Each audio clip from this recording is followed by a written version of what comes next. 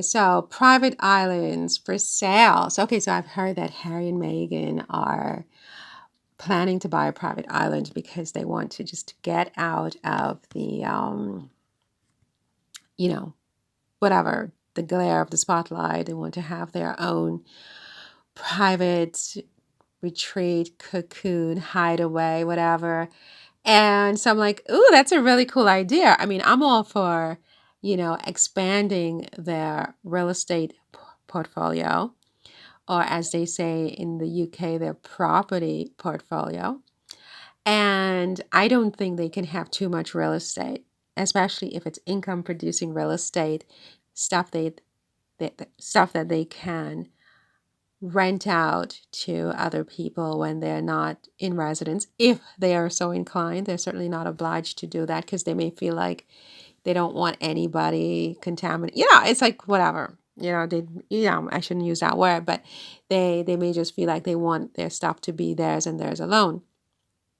And so whatever. I mean, I think they can have a private island, a couple of private islands, but they can also have castles and different things like that and hold their money in these types of assets, because Netflix is not always going to be a runaway hit for them, and neither are necessarily books that they write. I mean, I think with each one, the value may, it remains to be seen, but the value of the asset may go down rather than up. I mean, the way that people are, how fickle people are, the press, and so on. I mean, the press helps a lot, I think, to make Meghan and Harry rich. The press definitely gets rich from Meghan and Harry, but the hatred that they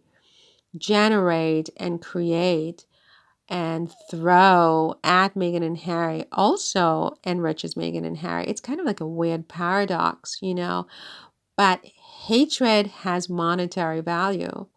I mean, in this case, because they are so publicly hated, it raises their profile in an ironic twist of fate, and they're more visible because of so much hatred, and that has value, that has monetary value. So that all said, I mean, so they need to have it. I've heard that they want to buy a private island. Now here's one in, how do you say this? Rangier or Rangier? Quoi? Je ne sais pas, mais this is in Thailand. I've never been to Thailand and places like that.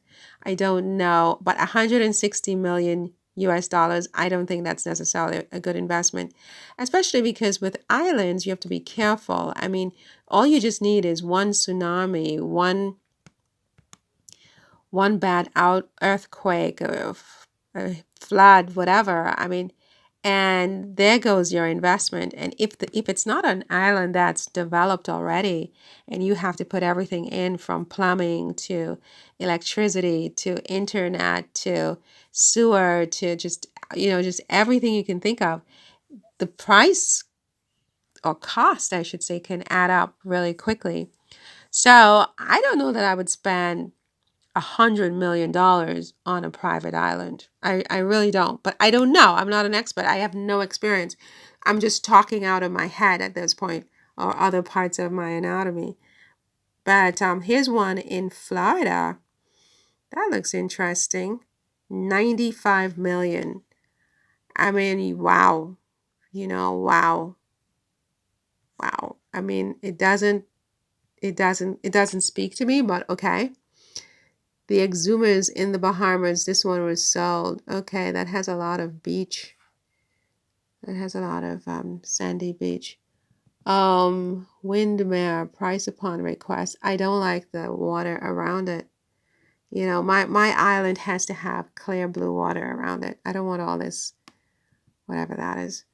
Um, Cave K has been sold in the Bahamas. Fraser Island, price upon request.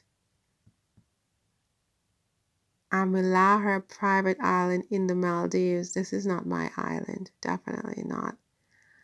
Um, Serenity Beaches, Tonga, South Pacific. Wow. This is in the South Pacific. It's an 8-acre island, price upon request. The beach looks okay. It's not my dream island, however. This looks good. Blunder Bay Estates in the British Virgin Islands. Oh, wow. That looks good. That does look good.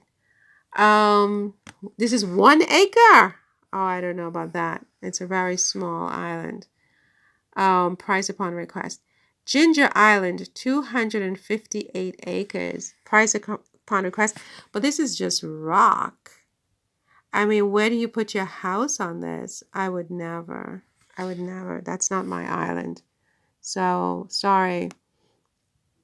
Um, Waldron Island. Where is that? Washington, the United States. Oh, wow. Okay. Tonga.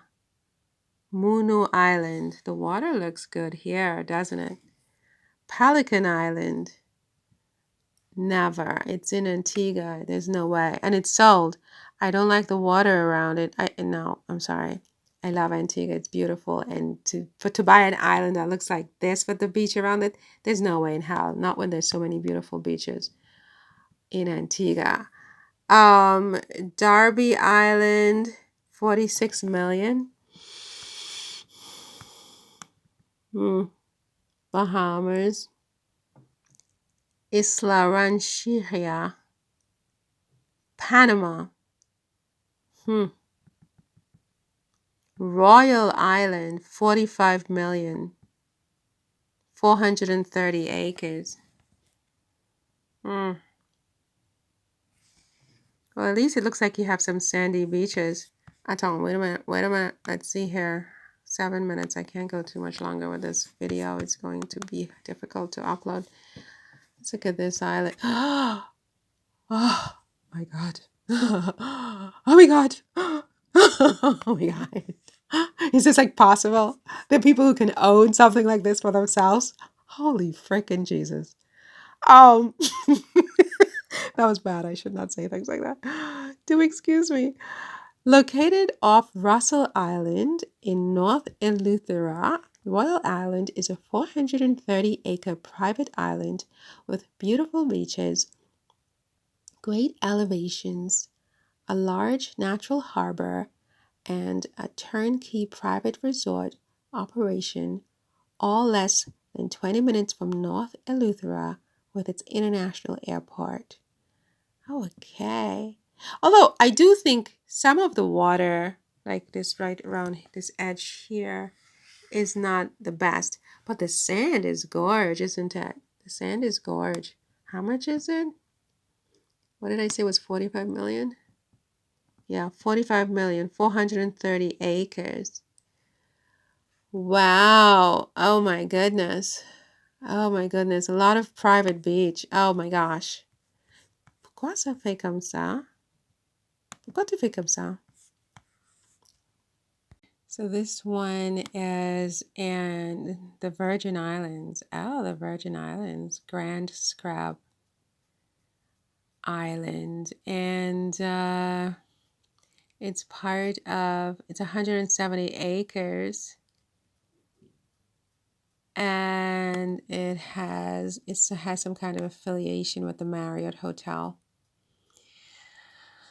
So yeah, geez, I mean it's an investment. I mean it's got risks, I would say, maybe more risk than, a French castle overlooking the Mont Blanc or the Alps.